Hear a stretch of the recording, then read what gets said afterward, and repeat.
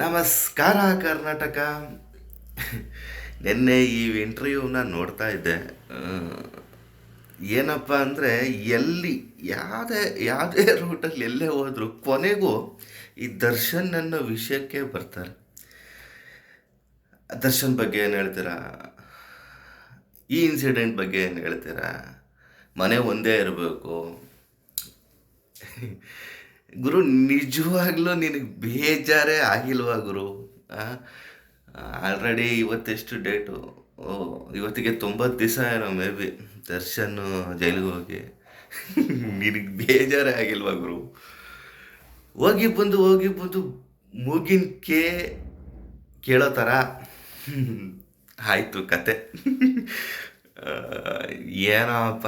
ಮತ್ತು ಇನ್ನೊಂದು ಏನಪ್ಪ ಅಂದರೆ, ನೀವು ಈ ಒಂದು ಮಾರ್ಟಿನ್ ಸಿನಿಮಾ ಬಗ್ಗೆ ಪ್ರಚಾರ ಮಾಡೋದು ಒಳ್ಳೆಯದು. ಕನ್ನಡ ಚಿತ್ರರಂಗ ಬೆಳೀಬೇಕು, ಒಳ್ಳೆಯದು.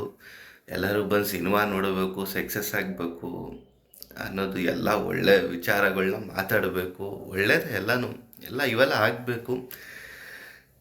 ಆಗಿರೋ ಕೆಟ್ಟ ಘಟನೆನ ಮುಗಿಸ್ಬಿಡ್ಬೇಕು ಬೇಗ. ಈ ಸೈಡು ಆಗೋಗ್ಬಿಟ್ಟಿದೆ, ರೇಣುಕಾ ಸ್ವಾಮಿನೂ ಬರಲ್ಲ, ಯಾರೂ ಬರಲ್ಲ, ಮುಗ್ದೋಗಿದೆ ಕತೆ. ಅವ್ರ ಕುಟುಂಬಕ್ಕೂ ಒಳ್ಳೇದಾಗಬೇಕು. ಈವನ್ ಕೇಸಲ್ಲಿ ಒಂದಷ್ಟು ಜನ ಸಿಗಾಕೊಂಡಿದ್ದಾರೆ, ಅಮಾಯಕರು, ಅವ್ರಿಗೂ ಆಚೆ ಬರಬೇಕು.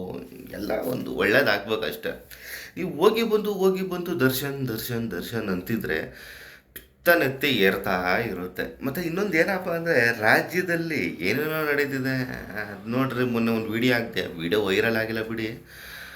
29ನೇ ತಾರೀಕು ಒಂದು ಹುಡುಗಿನ ಕಿಡ್ನ್ಯಾಪ್ ಮಾಡಿ ಆ, ಎಷ್ಟೋ ಜನ ಕಾಮುಕರು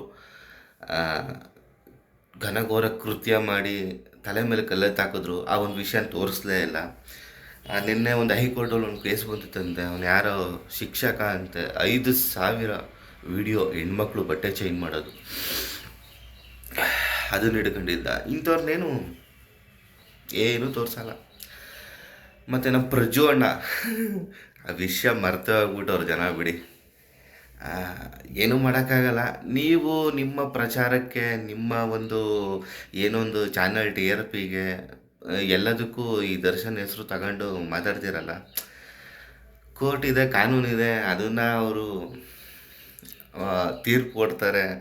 ಅಲ್ಲಿ ಒಂದು ನ್ಯಾಯ ಸಿಗುತ್ತೆ ಅವರಿಗೆ. ಅಪ್ಪಿತಪ್ಪಿ ತಪ್ಪು ಮಾಡಿದರೆ ಒಂದು ಏನಿದೆ ಶಿಕ್ಷೆನ ಅನುಭವಿಸೋಕ್ಕೂ ರೆಡಿ ಇರ್ತಾರೆ. ನೀವು ಯಾಕ್ರಾಗೆ ಬಡ್ಕೊಂಡು ಸಾಯ್ತೀರಾ?